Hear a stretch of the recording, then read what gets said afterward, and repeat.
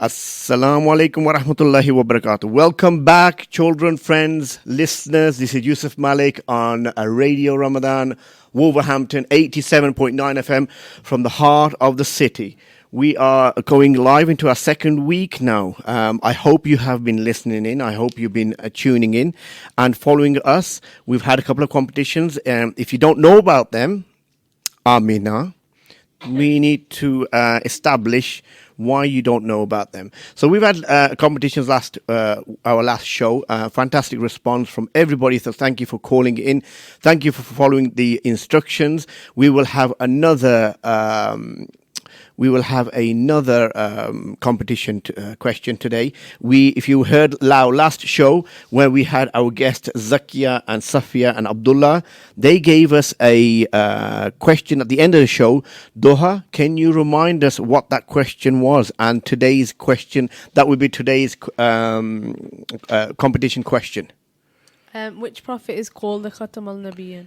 Right. Which is the final prophet? So if you know the answer, the simple instructions are you will drop us a message on our WhatsApp number with your name and where you are from, so we can then start putting people in our magic little hat. Do we have it, Liba? Yeah. Do we have a magic hat? Yes, we do. Okay, and is it a magic hat? Yeah. What color is your magic hat? Blue. Is it a magic hat? Is it not a hijab? It's a hat. It's a hat. Yeah. It's a hat. Okay, is it an Islamic hat or not an Islamic hat? Islamic hat. Well, okay, fair enough. Look, we're already getting answers. Dawood from Mosul has already given us answer. Halima Halima's given us the correct answer from Tenhall. MashaAllah. So we've got two people. Put them in the magic hat. So anyway, I've gone straight into the competition and you guys are ready to go. Fantastic. Now that means you guys were listening. And those who weren't listening, who wasn't listening last week? Okay, Doha, were you listening last week? Yes. Last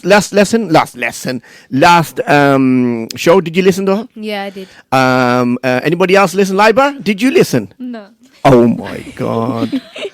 And Amina, did you listen? Let me remember. Okay, so you are fasting, but you're failing not to respond.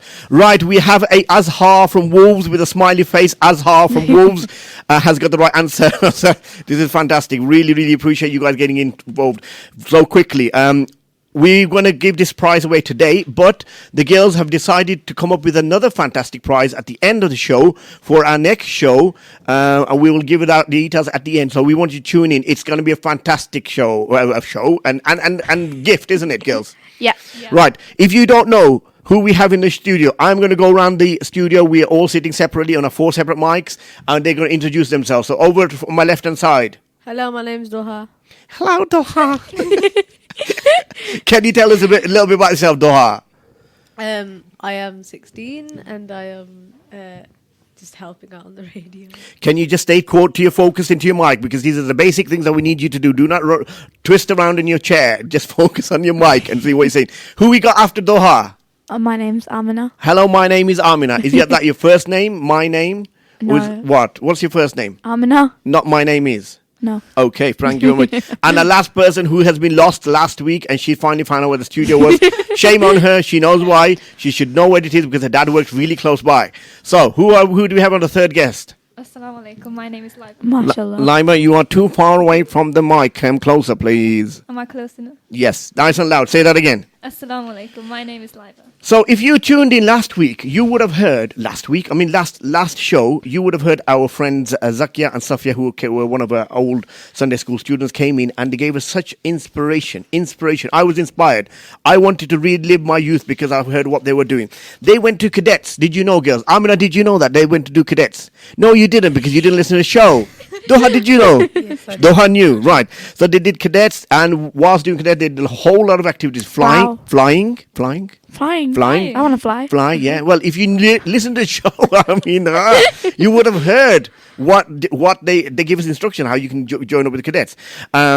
Sophia told us about her swimming, how she enjoys swimming and she loved going to swim central baths. And in essence, they did tie down to a hadith that the Prophet Muhammad sallallahu alaihi wasallam said the encouraged sports are. Do you know, girls? The encouraged sports that the Yes. Prophet mentioned. Go on then, Amina, go. Swimming. Excellent. Fencing, Yeah. okay. Is that right? Wrestling, I think, fencing. Yeah, Yeah, something yeah, like yeah. that. And horse riding. Horse riding. Anybody? Anything else? Doha, she missed off that list? No. What Sophia loves to do? Sophia loves to do this. I don't know. Sophia loves to do. I don't know. Okay, Sophia loves swimming. We just mentioned that. Girls, Nana wake said up. swimming. Yeah, you do. So swimming is in there. Swimming, horse riding, archery, right? Oh, Okay. yeah. That's what I And got. wrestling. So listen, these are the encouraged sports. If you are doing them, fantastic. If you're not, let's start doing them. I did horse riding in Lahore. I went to Lahore. I was there. I've been horse riding. I was there for 10 days. Booked a session on the. I was scared. Can you ride a horse? I think I'm A little ready bit, to. a little bit. Me, I went. Fatima went. Doha was not up for it. We have scared of horses? another answer come through from a sister called Samaya, and she has the right answer. And we have Fatima right answer. So if you can write those names down, put them in the hat. Numbers are coming up on the system. We'll get in touch with you at the end. Please do, Azhar. So if you're still listening, I'm sure you're going to wait to the end. Azhar says archery. So Azhar, what's archery about? He's responding. He's listening and he's responding. Oh, wow. So this is Bilal and Azhar listening in from Fort Houses, I think that is. So anyway, moving on. Right. So they, in essence, gave us a lot of information, and I was really, really impressed with what they were sharing with us. You know what I mean? So finally, before we crack on with our show, I want to remind you once again: if you want to enter today's competition or any competition that I'm holding, you must WhatsApp us on. Ladies, anybody? Nobody? 07440420432. So 07444042043. If you don't know the number, you should then easily get hold of us on our website, on our Facebook, on our Instagram, on all the social media outlets, right? You can get hold of us and find out that information if you haven't got it already. Once again, those of you listening, if you're entering the competition, today's competition or any other competition in these coming weeks, you will need to contact 07444042043, and I will be listening live to your, reading out your questions live on air. So, girls, back to you now. I've had enough. I've said enough. It's back to you now, girls. Doha, I think you've got some important information that you want to share, that how Muslims change the world and contribute towards the new world, the world that we're living in today.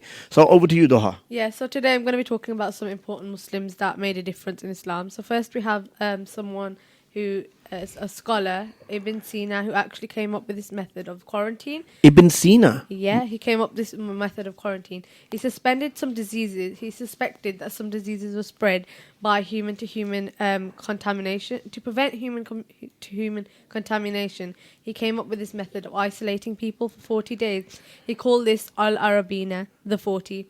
I'll say that again. So Muslims, it's decided to put people in one place and come up with this he isolated quarantine. Yeah, that's Al-Arabina. Al-Arabina, sorry. Yeah, And that means the what? the 40. The 40. Yeah. So, okay. And Wait, isn't that what Boris Johnson is telling us to do now? yeah, because some traders in Venice heard of his successful method and they took his knowledge back to Italy. They called it quarantina, the 40 in Italian. Wow. Then that's where the names come in, the quarantine. Yeah, so that's where the the quarantine 40 comes from. Subhanallah. So even Ibn Sina's methods today have saved thousands, perhaps millions of lives. And Allah says in the Quran, one who saves human life, it is as if he has saved all of mankind. So Ibn Sina was quite an important person as he filled his legacy. His legacy was filled with barakah. Wow, I didn't know that. Did you guys know that? No, I didn't. Subhanallah. So basically, the word quarantine is and what the concept of it came from a Muslim, and we are doing that today. Today Yeah, we we're are. following that. Yeah. And you know, I was impressed by the way Islam is so adaptable and flexible. Yeah, yeah. Do you know how last week, Amina, you told us about the azan? Can you remind Yes, I us? did. Can remind the listeners about the azan, how that changed? Oh, yeah. Now we are being told, instead of Hayya al-Salah, come and pray, we've been told to say al-Salat fi buyutikum, which means stay at home. So we're staying at home like we've been told. Fantastic. So basically, look, there's a lot of deep-rooted connections with Muslims in today's current world we're living in, which we don't always know. So, girls, I would love to hear a bit more about that. So who's on next then? Amina, we got Doha, back to you again. Sorry. Yeah, so I'm just going to tell you a few things that I guess you didn't know that we use in our daily lives that were actually invented by Muslims. So some examples we have are like coffee, clocks, Coffee. cameras, maps, universities, and there were many more. We also have So coffee again. What? Yeah. Read that list again. coffee, clocks, cameras, maps, universities, and many more. That's like everything. Exactly, they came up with quite a few stuff. We also have one very important thing that Muslims introduced, and this was cleanliness. As Muslims, our faith is based on purity and cleanliness, whether it's physical or in a spiritual form. In the 13th century, Al-Jazari, he wrote a book about describing mechanical devices, including this wudu machine. This was a portable machine bought in front of a guest. The guest would tap the head and water would ensure in 8 short bursts, providing just enough water for wudu. This method also saved water, as Muslims like to save water and not waste. Muslims actually also made soap by mixing oil and a salt-like substance, which was boiled and left to harden. So that was a lot of information there, Doha. I mean, just recap. So just give us a few highlights again, because I mean, I'm sure these kids are following. What else did they do? So they So they they showed how to save basically- water. Yeah, they basically made a portable wudu machine, and they would tap the machine, and short bursts of water would come. Okay, fantastic. That's great. Look, I'm getting lots of calls coming in. I will take them shortly. I would like to say confirm that Fayaz Ahmed from Dunstall has also got the right answer. So Fayaz, well done to you. And inshallah, we are putting you in our hat, which is with Liba. And we have another call. We haven't had their full name. Hold on. We've got Fatima, we already mentioned. We've mentioned Dawood Hussein, right? Okay, great stuff. So over to Amina now. Yep. So today we're going to be talking about human rights and Islam and how important they are and how they should be given the right respect. So some examples of these basic rights are the right of the safety of life, the individual's right to freedom, the right to justice, equality of human beings, and the position of slavery in Islam. There are many more rights we can talk about, for example, freedom and slavery as a whole topic on their own. So today we're just going to be discussing a few of these. The first and most basic right is the right to live and respect human life. The Holy Quran says, "Whoever kills a human being without any reason, like manslaughter or corruption on earth, it is as though he has killed all mankind." As far as the question of taking life in retaliation for murder or the question of punishment for spreading corruption on this earth is concerned, it can be decided by only a proper and competent court of law. The same way, if there's a war with any nation or country, it can only be decided by a proper government. In any case, no human being has any right by himself to take human life. Therefore, it is mandatory on every human being that under no circumstances should be guilty of taking a human's life. So if anyone has murdered a human being, it's like he's murdered the entire human race. And these instructions have been repeated in the Holy Quran in a different place, saying, "Do not kill a soul which Allah has made sacred except through the due process of law." In all these verses of the Quran, the word soul has been used in general terms, and so it means regarding not only Muslims but regarding anyone, no matter their nationality, religion, or race. And so Islam has given us the right to life. Subhanallah, that's really deep. So, that is fantastic bit of information there. So in essence, what you're saying is that we should cherish humans and Definitely. life itself, and that's what Islam promotes. Right. Okay. So just to confirm with everybody who is listening, thank you very much for tuning in. We've got the board lighting up. We've got the whole of Wolverhampton lit up here. We've got parts of Northern Ireland. We've got people listening in from Saudi and Pakistan. Again, alhamdulillah. Thank you very much. If you are listening in and you want to drop us a message, we'll give you a shout out. Just a reminder, everybody, that the question today is, who's going to give us a question? Are you going to give us a question? Which prophet is called the Khatam an-Nabiyyun? Okay, right. So, which is the final prophet? If you know the answer to that, what do we need to do? Please give us a step by step. You need to message on WhatsApp to the number 07440420432. Okay, slowly. So those who are running around for a pen, and the kids are saying, "Ammi, I need a pen." They can write it down. Write that down again for you, please. Say that again, please. 07440420432. Okay. Now, do get permission from your parents using the then phone for WhatsApp. And if you have more than one brother or sister in the house, you can enter it for those people. So, if you've got a Halima in your house, Halima can enter. And then if you've got a Hana, she can enter. If you've got a Abdullah, he can enter. And you've got a Sumaya, she can enter. So basically, you can do that, and that's fair enough. We will take those names separately. So if you if you want to do that, it's not a problem. Right, girls. So tell me, what's new in your lives? What's happening? How's things going? What is different in my life? Yeah, I'm very hungry. you're very hungry. Are you looking forward to a break in your fast? And Definitely. and yeah, no, that's fantastic. What about this gift? This gift today. This gift. Gift? Prize, Oh my prize, God, yeah. Prize. Have you seen? If you haven't seen the prize, can you somebody tell me what the prize is, please? Because we need to get these guys mouth watering. Does anybody remember what the prize is? Is It should be on the message I sent you, Amina. Hold on, I've got a call coming. Let's take this call. Assalamu alaikum, caller. Hello, assalamu alaikum. Wa alaikum salam. Who's this? Oh, actually, let me guess. Caller, what are you talking about today? You gonna read something for me, or are you gonna enter the competition? Can you turn your radio off at the back, please? And if you're entering the competition, I Yes, need I you would to like text. to enter the competition. Yeah, but I please. don't want you to say it out aloud because it's not how we're doing it. We're not having a competition on the we're not having the answer said out loud. You got to text in from your mom's phone. So, where are you calling from? I'm calling from Dudley. Dudley. Wow, and how are you tuning into us from Dudley? I'm calling on my house phone. From your house phone. And how are you listening? On it online? Are you listening on the line, or are you listening on our app? I'm listening online. Okay, fantastic. So, is this Raheel? Yeah, this is. Hello, Raheel. Assalamu alaikum. Right, Raheel, what were you going to share with us today? First of all, I would like to be true in the competition. Sorry that I didn't enter it last time. I was reading my Quran.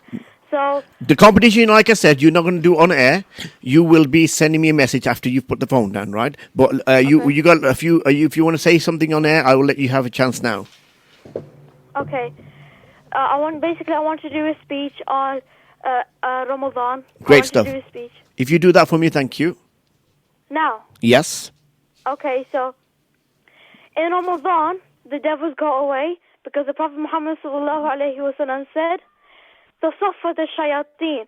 The devils are locked up during Ramadan.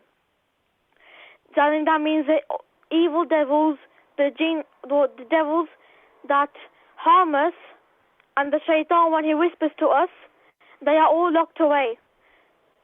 So in Ramadan, we can have no whispers, and we can concentrate to worship Allah subhanahu wa ta'ala alone, and to worship Him thoroughly in this blessed month of Ramadan.